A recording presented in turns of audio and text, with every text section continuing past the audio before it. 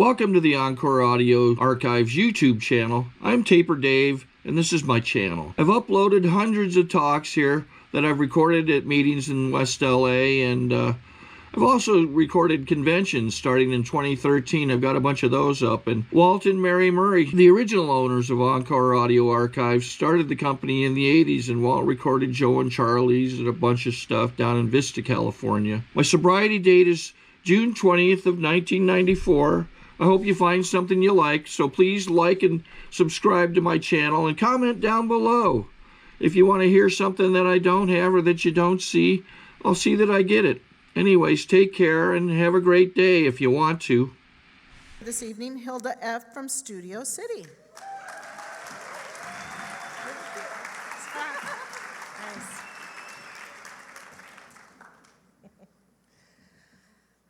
My name is Hilda. I'm an alcoholic.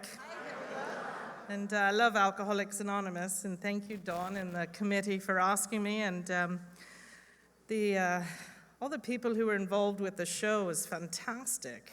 Very talented lot out here. I'm not usually a fan of AA plays. No, not trying to insult anybody, but but it was really good. I really enjoyed it. And who knew all this was going on in San Fernando Valley? I had this a little confused with another convention, and when Dawn asked me, and when we were coming out here, my other half said, you know, it's a pretty big conference. And I was like, no, we've been here before. It's only little. It's not.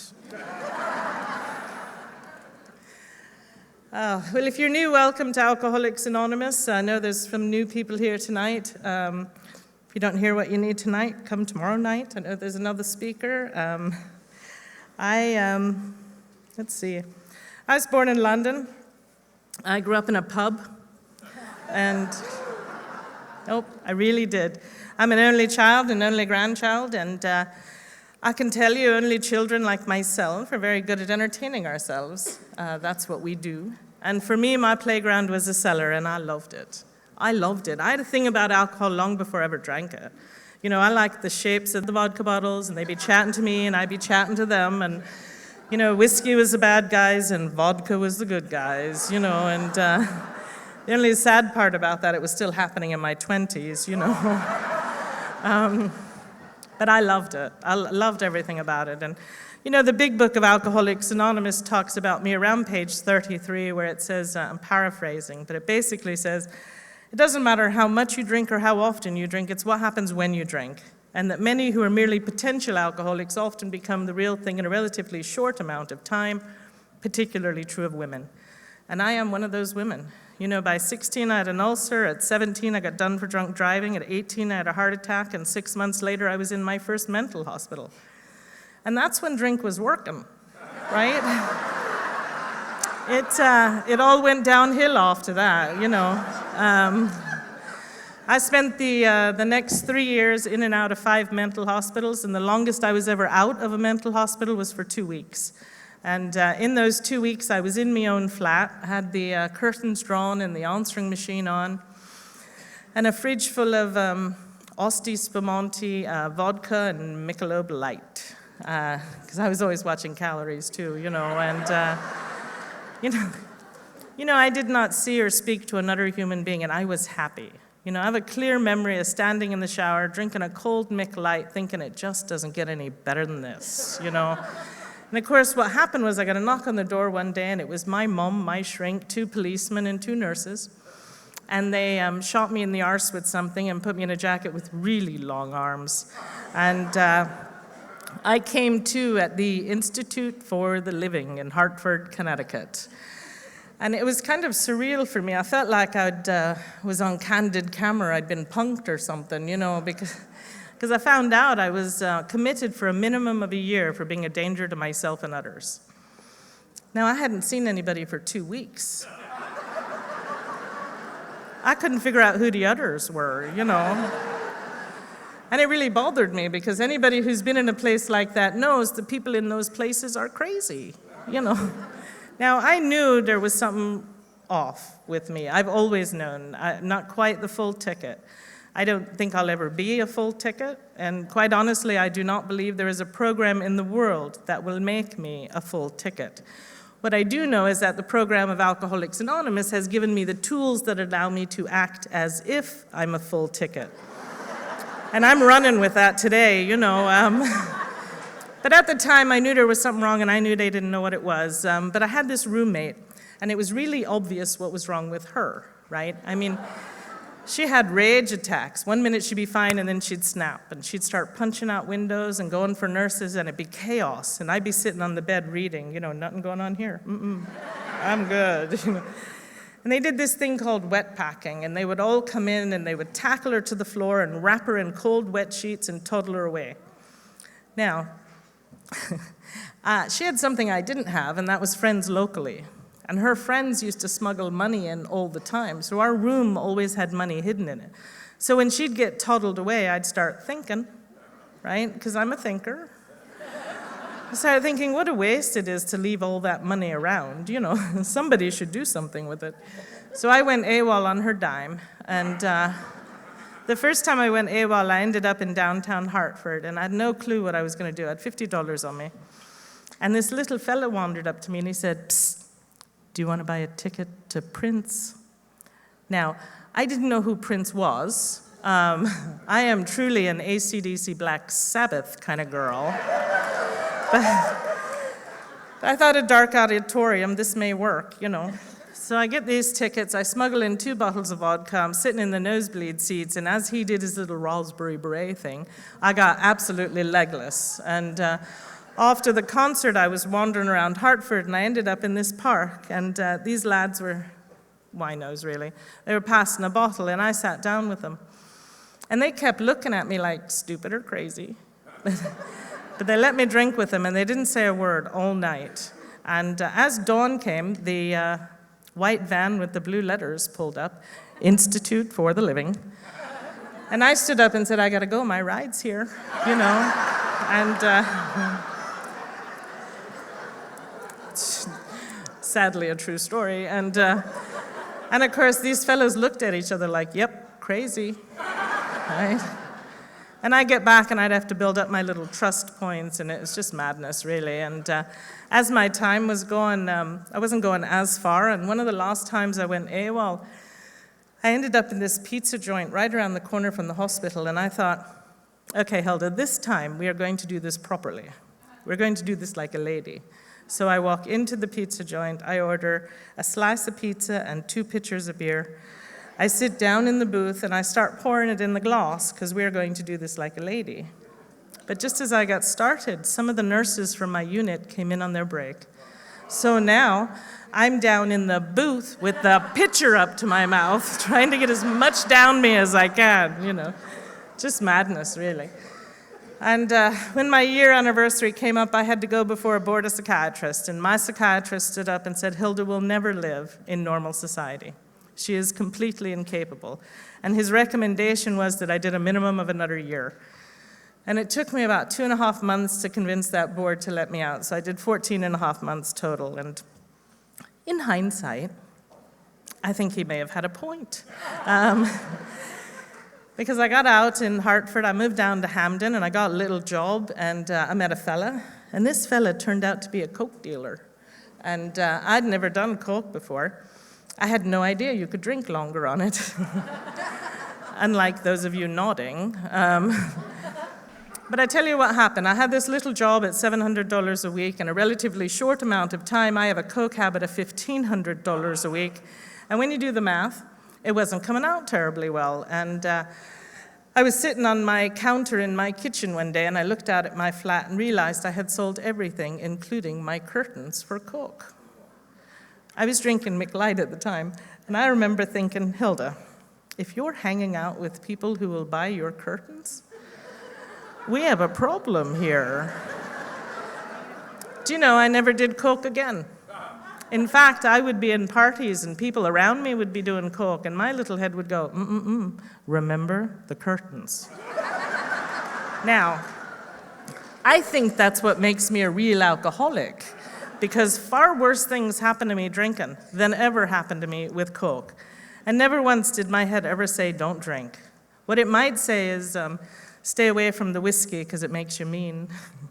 Don't drink the red wine because it makes you cry, you know, or my version of chapter 3, switching from Scotch to brandy or Scott to Randy, but it never actually said don't drink, right?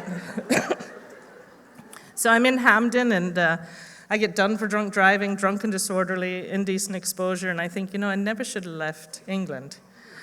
It was so much better there. And I moved back to England, and I wouldn't be in England very long, and I get done for drunk driving, drunk and disorderly, indecent exposure, and I think America was so much better.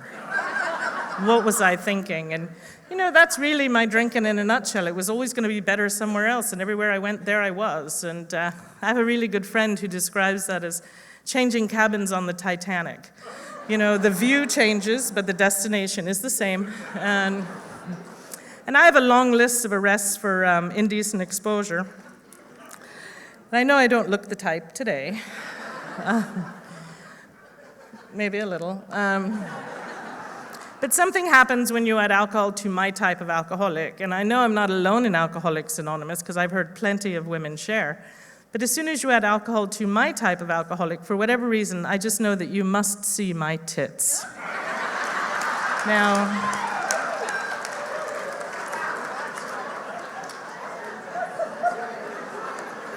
Now, I tried everything for that not to be true.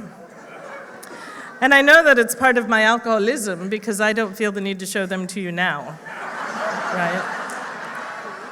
So I'm back and forth, and I'm back in England this time, and my mate Andy, him and I are tending bar together, and I've known Andy a long time, and we're great friends, and Andy's birthday was on New Year's Eve, so we started drinking on Christmas Eve, as you do. And now, I have always been a blackout drinker. I used to call it losing time, right? I was just losing time. I'd lose a few hours, I might lose a few days, but I was always losing time. Now, I had assumed that when I had lost time, I had passed out quietly somewhere. I found out on the 3rd of January that that is not true. I woke to the phone, and Andy was on the phone, and he asked me if I was ready to pick out rings. And I had no clue what he was talking about. And he said to me, no, Hilda, not this time. And he brought over a video. And I'm on this video, and I look great. I look great. I am not slurring my words. I am not walking funny. I have a drink in hand the whole time. All our friends were there. It was all the pubs we were in. My father was there. I'm watching the video, and Andy went down on one knee, and I thought, dear God, say no. Because I wasn't there. And it was the first time I realized that you didn't know I wasn't there, you know. So I did what I did best, really. I panicked, and I went to the pub. And I found the guy in the pub that knows everything, right? There's one in every bar all over the world. There's a few of you here tonight, I know, right? These are the guys that know everything. You ask them the time, and they tell you how the pendulum clock works, right? I mean, they truly are the most interesting men in the world, right? So I'm chatting away to this fella, and I tell him I'm engaged and I don't know what to do and blah, blah, blah. And he said, did you know that if you volunteer on a kibbutz in Israel, they give you 3 meals a day, they do your laundry, and you get 50 quid a month? I thought, result. 3 days later, I'm in Golders Green, I've got a visa, I'm going to Israel. Now, I'm a good Irish Catholic girl. This all made sense to me. I went for 3 months, I stayed 9, and I came out of a blackout in a Tel Aviv jail charged with drunk driving. And I can tell you that really horrible things happen to young, vulnerable women who drink like I do in places like that.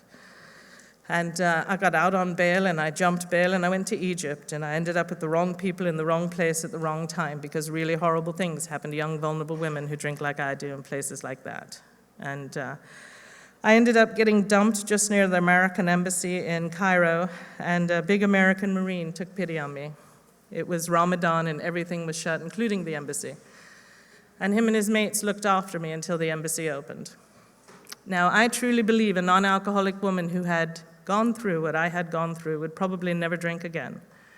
But I'm a goalpost drinker. I'm one of those drinkers that says, if it gets bad, and I move the goalpost back just a little bit. I say, if it gets worse, I move the goalpost back just a little bit more. I got an emergency passport. I wasn't 20 minutes in the air. I thought, hell, they could have killed me. I was drunk when I landed, and I did not know that it was alcoholism. I had no clue what was going on. In fact, the whole 80s for me are a bit like the Talking Head song, Once in a Lifetime, when he goes, "This is not my beautiful house. This is not my beautiful wife. How did I get here?" It's like one big long blackout with little bits of reality tossed in. And coming to the end of the 80s, I found out I was in a relationship with someone apparently I had been in for quite a while. And my partner was commenting on my drinking, which I just thought was rude. And so I didn't know what to do, really, so I moved. I moved in with me mom in Papillion, Nebraska. God's country. You know, I wasn't with me mom very long, and she started commenting on me drinking. And I just didn't know what to do, and I thought about my uncle. Now, my uncle had tried to 12-step me when I was 18 in a pub in St. Albans. He was on fire with Alcoholics Anonymous, and I remember him saying, "You know, Hilda, in Alcoholics Anonymous, you need never drink again." I was 18. I thought, why the hell wouldn't I want to drink? But he could see exactly where I was going, and fast forward, it's all gone horribly wrong, and I thought of him. Now, he was what I thought a real alcoholic was. I mean, my uncle went to prison. I only ever went to jail, right? My uncle went to detox centers. I only ever went to mental hospitals. So in my mind, he was what a real alcoholic was, and yet here he was, still sober in Alcoholics Anonymous, and I thought I would give it a go. So I went to my first meeting of Alcoholics Anonymous on New Year's Eve, 1989. I picked New Year's Eve because I truly believe no alcoholic would quit drinking on New Year's Eve. And I know today, only alcoholics pick a date. Non-alcoholics don't do that. They don't put little X's on calendars. You know, it's like virgins not going for pregnancy tests. It just doesn't happen, but I didn't know that. So I toddled along to this meeting in Papillion, Nebraska on New Year's Eve, and they were talking about, "He's a father, we're the children." I thought I was screwed. Because I know that's not the answer. I mean, Israel, please, right? So now I can't hear anything else they're saying, and I start taking everybody's inventory by their shoes. Because I can't look at you either. And the fella next to me had on the biggest pair of cowboy boots I'd ever seen, and I thought, God, I wonder if his IQ is any bigger than his boot size, you know. I mean, tearing these people to shreds. And after the meeting, I made a beeline for my car, and this big dumb cowboy followed me out. And he said to me, "Have you got a big book?"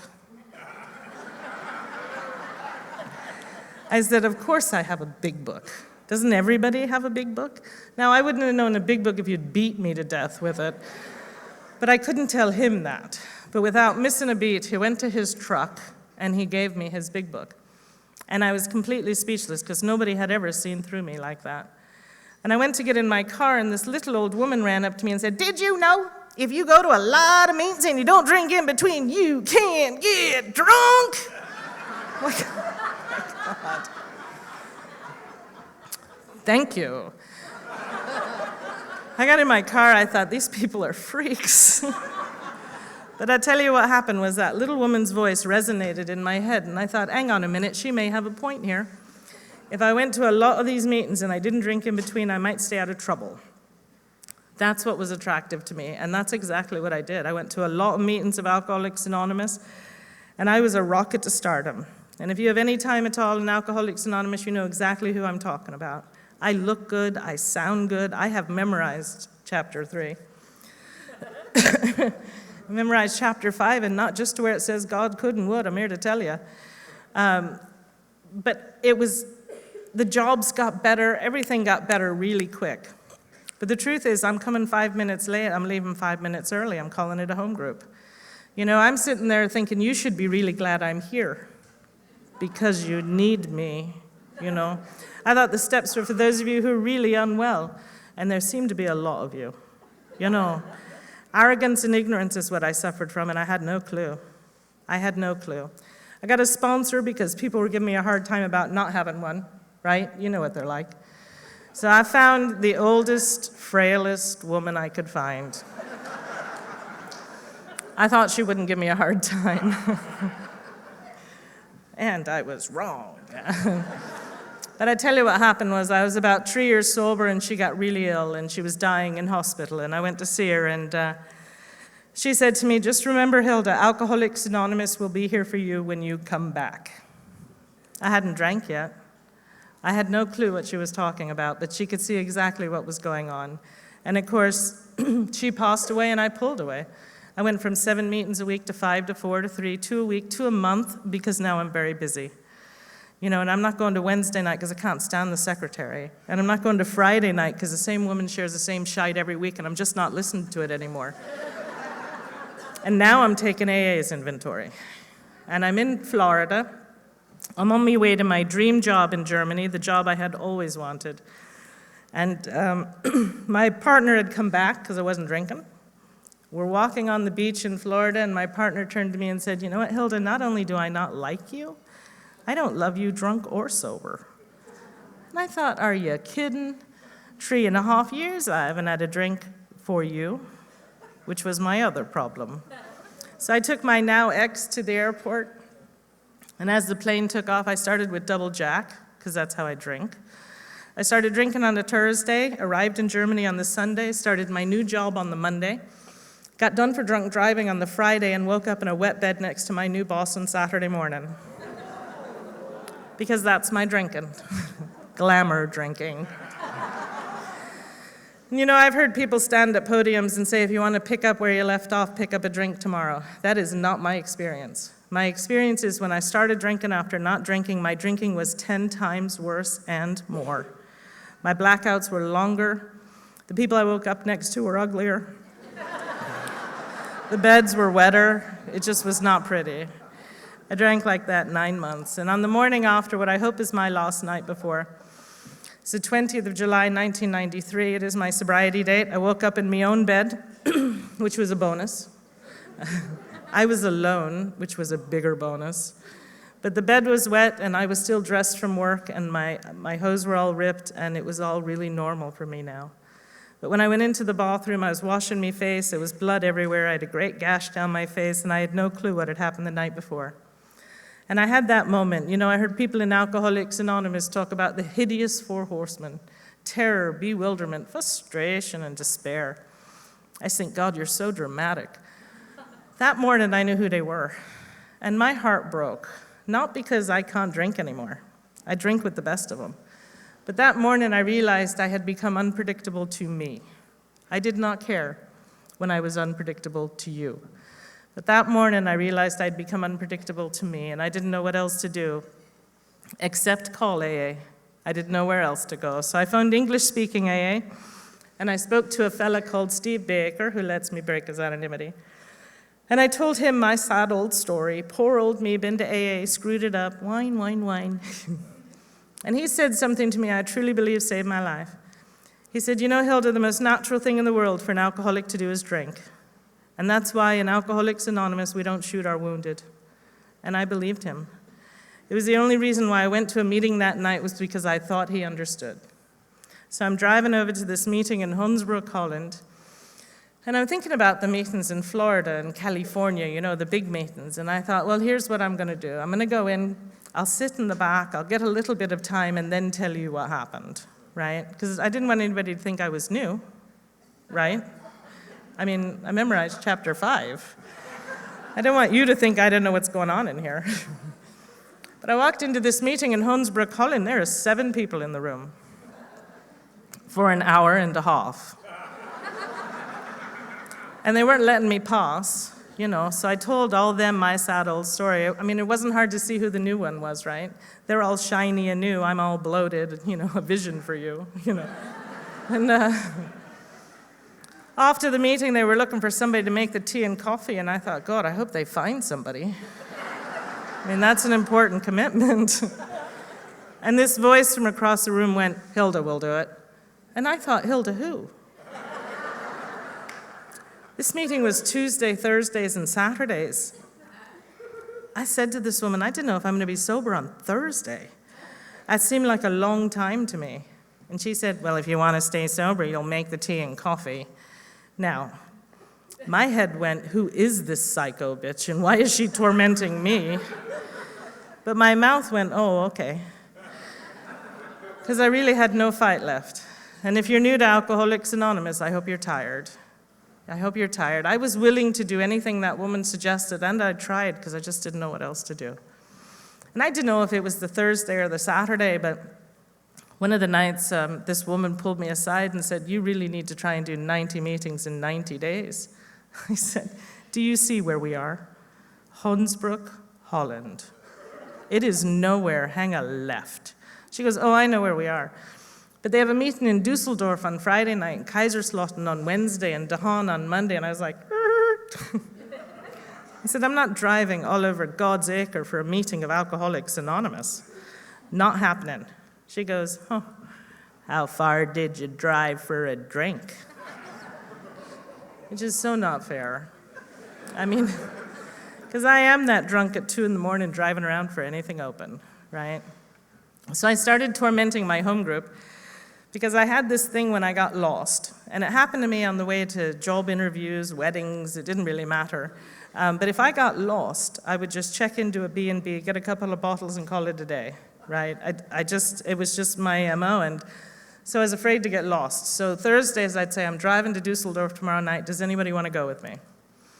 The guy I hated the most, hated, always went, I'll go with you, Hilda. It's like anybody but you. But every Friday, Mike would show up and we would drive an hour and a half to Dusseldorf for an hour and a half's meeting, for an hour's coffee afterwards, and an hour and a half's drive home, and I wanted to kill him the entire time. I have left skid marks on the Autobahn where I've pulled over to tell him to get out.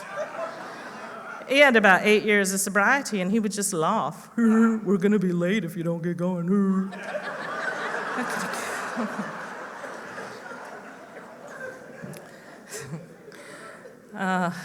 I tell you, I'm so grateful for where I got sober because I learned principles before personalities.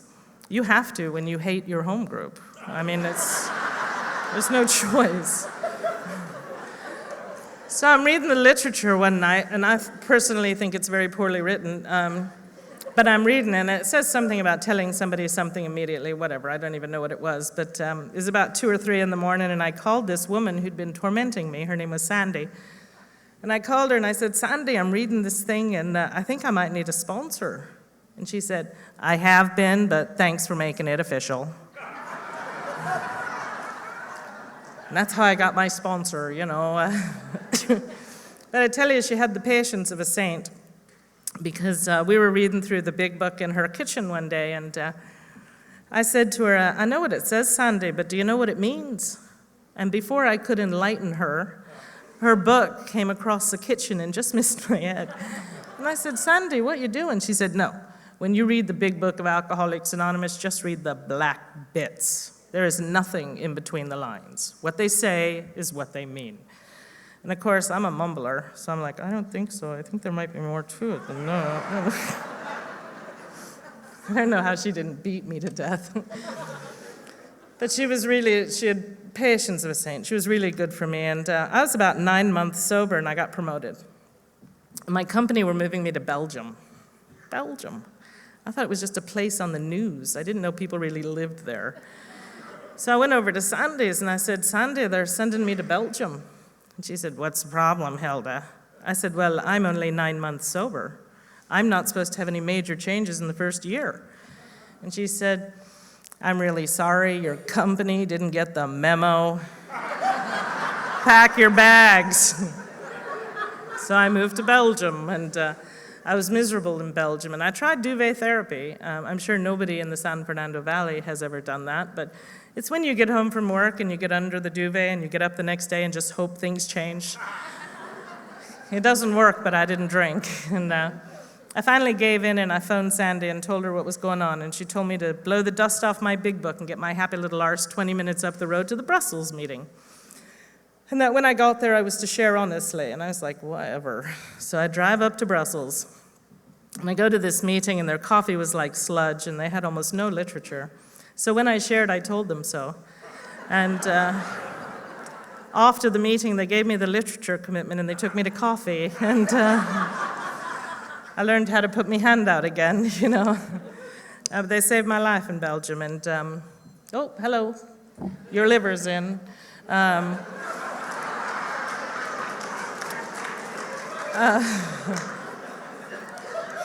was about 14 months and I got offered a job in London, and I did it all different. I went over every weekend before I moved. I had a home group before I got there. I had a service commitment waiting for me when I moved there. And people in AA in London helped me find a flat. And it was the first time I realized what you meant when you said to do something different for a different result. I had heard people share about that, but I'd never actually tried it. And everything went very smooth. And my sobriety hasn't really been textbook sobriety, but it has worked for me. Because I was about 2.5 years sober, and I heard a speaker say you can do absolutely anything in Alcoholics Anonymous if you're willing to do the work and pay the price. And I thought, okay. So I got back to London, I quit my job, I went on the dole, and I started applying to universities. I was going to go into helping profession. I was going to help people. 2.5 years sober, it never dawned on me, I don't like people enough to want to do that. I didn't know that then. 4 years sober, I got accepted to university, and I got my first tattoo and my first motorcycle. I was 4.5 years sober, I had a motorcycle accident, so I got a bigger bike and a bigger tattoo. 5 years sober, I started my second year at university. Nobody in Alcoholics Anonymous seemed surprised. I thought it was because they believed in me. I later found out it's because they believe in Alcoholics Anonymous. I was about 6.5 years sober. I was tootling along quite nicely in Alcoholics Anonymous. Life is good. I'm sponsoring people. I'm of service in Alcoholics Anonymous. And as I was leaving for a convention in the south of England, the phone rang, and it was my mom. And my mom had been diagnosed with breast cancer, and she asked if I would come out to California when she had her operations. And of course, I said I would, and it may not seem like a huge deal to you, but it was massive to me because nobody in my family ever gave me bad news. You know, when anything bad happened, I went on a bender and I was missing, so now they've got what's bad and I'm missing, so they just stopped telling me. And yet, here my mom was asking me to come out to California, and I went on to this convention, and I was standing in line for registration, and this fellow who'd known me since I got sober pulled me aside and said, would you share at the midnight meeting? I said, you know, I'm not really up for it. And he said, no, actually, you look like you need to share. What I didn't realize was that my outsides were starting to match my insides, and he could see that. And I said, fine, I'll go. He goes, look, Hilda, there'll be nobody there. The old-timers meeting is going on at the same time. It'll be fine, just what you need. I was like, all right. So I go to this midnight meeting. There's 250 people in the room. And I shared about my mom. And you know, it was the first time I had ever cried in Alcoholics Anonymous. 6.5 years, I'd never cried. In fact, when you cried, I used to tap your knee, you know, sorry. I had no frame of reference. I had nothing, you know, sorry. But when I shared about my mom, I cried. And I tell you, something happened to me that night because a man I barely knew stood up in the back of the room and offered me a flight to Los Angeles if I couldn't afford it. The fellowship of Alcoholics Anonymous touched me that night. It was the first time I realized I was part of something bigger than a meeting, that I was part of a fellowship, and that I was in the middle of the bed.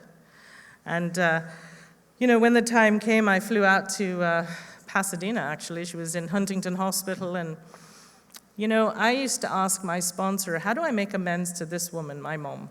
You know, I'm an only child. I tore her heart out. You know, my sponsor says, if you're sitting here with us tonight, there are at least 10 people digesting their dinner better. 10 people sleeping better because you're here safe with us. My mother is one of the 10. You know, my sponsor kept saying, it's God's time, not yours, Hilda. When the time is right, you'll know.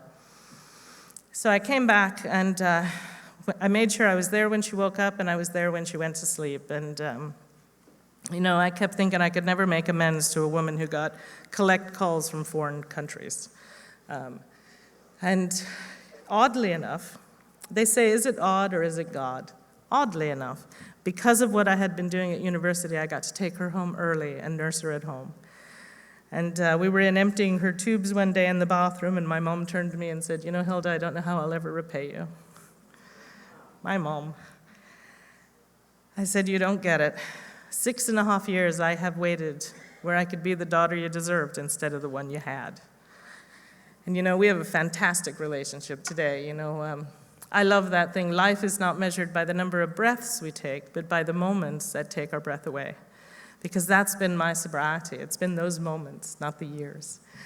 And, I was, I was working in London, and my home office was in New York. And in August of 2001, I was back in New York, and I found out I was going to get a promotion.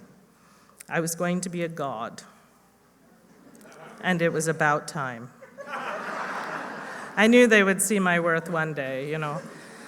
So I used to go quarterly to New York, and I'm there this August, and I find out I'm getting a promotion in a corner office, and when I'm in New York, I usually go office, meeting, hotel, meeting, office. That's all I ever did. And on my way to the meeting, I phoned my other half, who's 3 months longer sober than I am, and will tell you so. And I said, "Pack it up, babe. We are moving to New York City. I'm going to be a god." And she said, "Of course you are. Why don't you call me after the meeting?" I was like, "What the hell is that?" So I go to the meeting, and I sit in my seat because I am a creature of habit, and sitting in my seat, and I'm thinking about the corner office and about being a god. And this kid taps me on the shoulder, and he says, "Do you remember me?"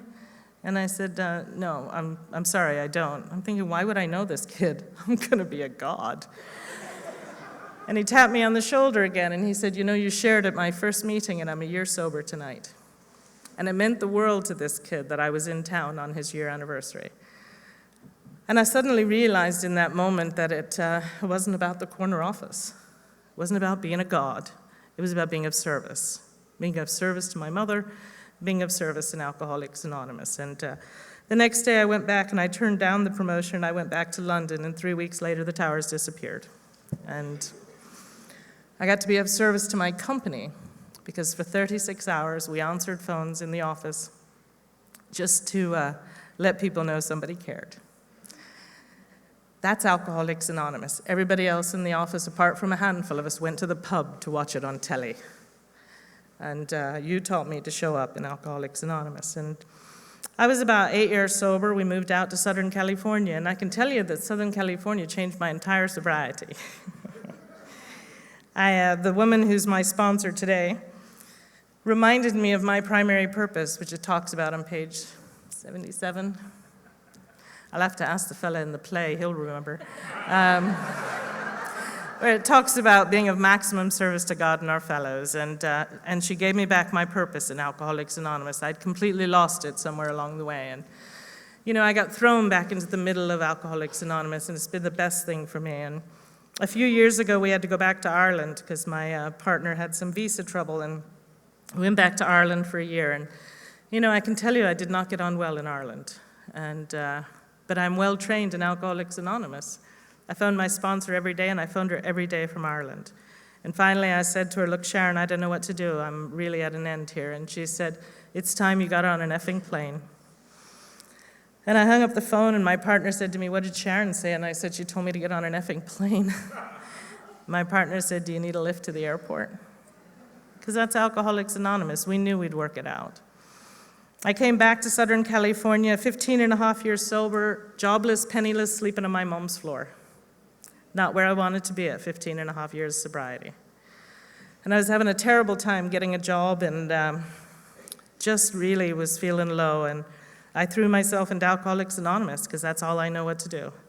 And I got busy, and I was chatting to my sponsor one day, and I said, I feel bad. I can't give me mom anything. And she said to me, "Aren't you and your mom having dinner certain nights a week together?"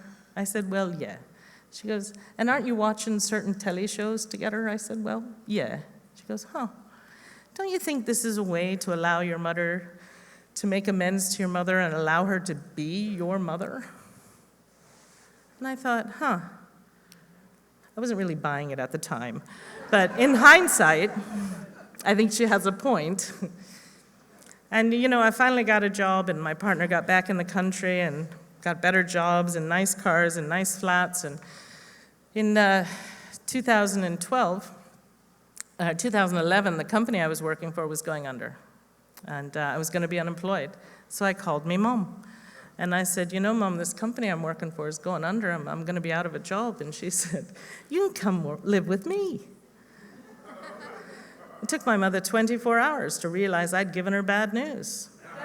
She phoned me the next day. Oh, I'm really sorry about your job, Hilda. I was like, too late, you know. So in March of 2012, I was up for 2 jobs at the same time.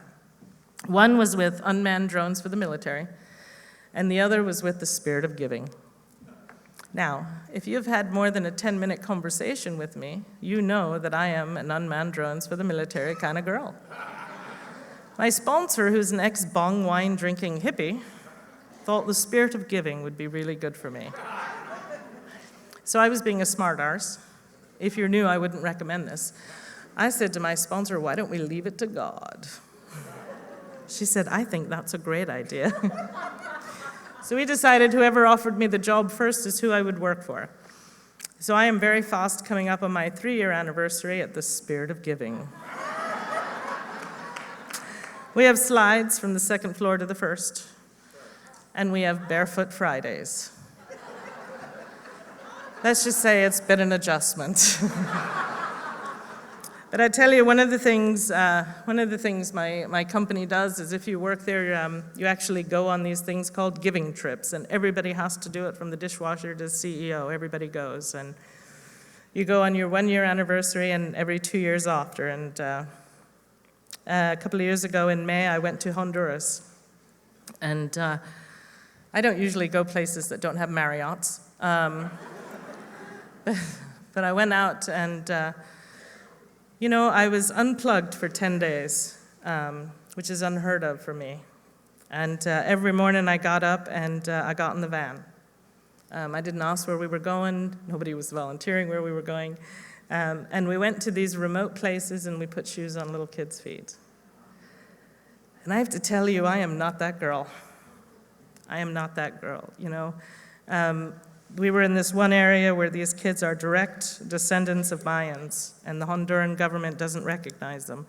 And their school doesn't have running water and no electricity.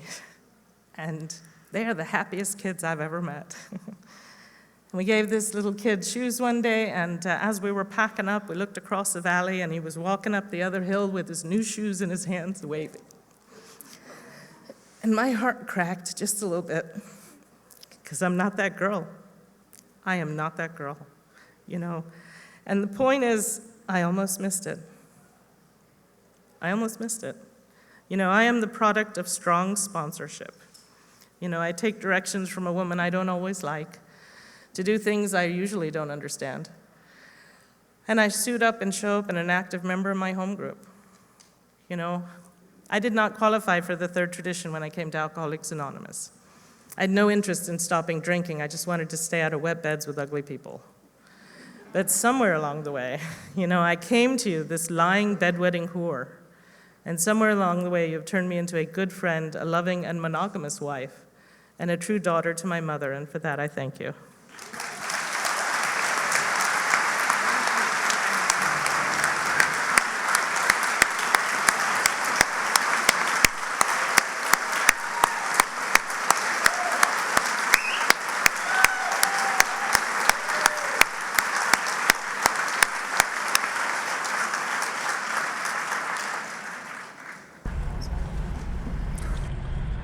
Okay, this is how I prepare my drone for launching.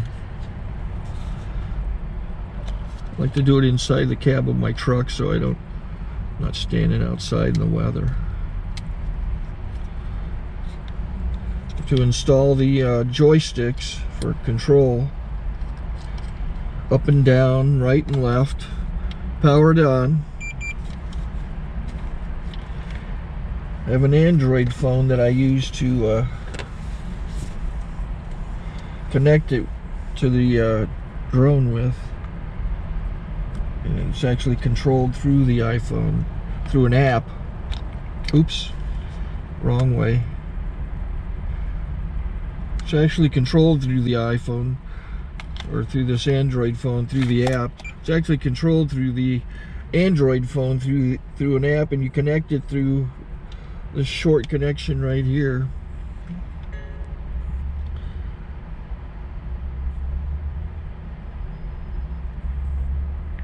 Remote control connected.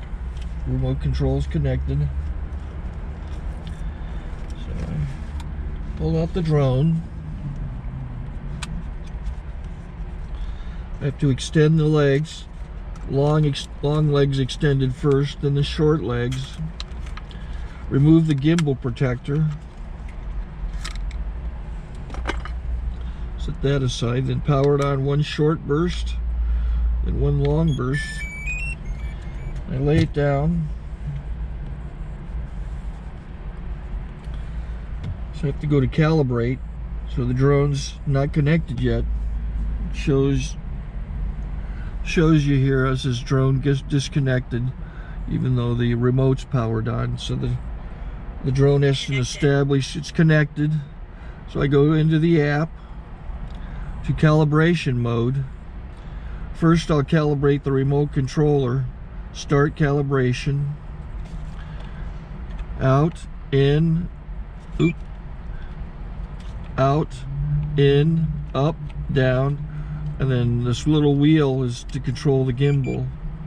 So it's calibrated. Go to gimbal calibration, start calibration, and then it calibrates the gimbal. I don't know if that shows up. The gimbal's moving all over the place. Changes, you can see it on the video. And I'm calibrated to take off. It's acquired 7 satellites at the moment. There are 26 satellites up in the sky, which it has to acquire before you can take off. So it's connected. It's got enough satellites. This is white. I can go to press this little arrow button, swipe right to take off, and it would start the motors if I slid this to the right, but I'll wait till I get outside. Don't want to do it inside.